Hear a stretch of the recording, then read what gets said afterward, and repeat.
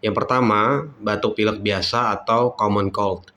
Batuk ini biasanya berlangsung singkat, sekitar 1 hingga 2 minggu. Gejalanya ringan, sering disertai dengan bersin, hidung tersumbat, dan demam ringan yang cepat turun. Batuknya bisa kering atau berdahak jernih.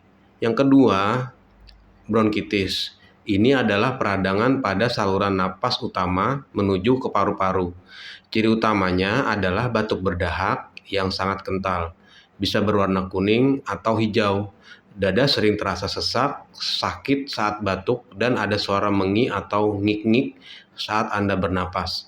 Batuk ini bisa bertahan hingga 3 minggu. Yang ketiga adalah TBC atau tuberkulosis. Ini adalah infeksi bakteri yang ciri khasnya adalah batuk terus-menerus yang tidak sembuh atau bahkan setelah lebih dari 3 minggu. Dahaknya sering disertai dengan bercak darah. Gejala penyertanya sangat spesifik.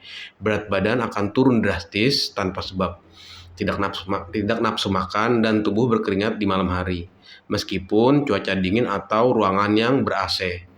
Perhatikan durasi dan gejala penyertanya. Jika batuk Anda mengarah ke ciri bronkitis atau TBC, segera lakukan pemeriksaan medis ke fasilitas kesehatan. Demikian video kali ini.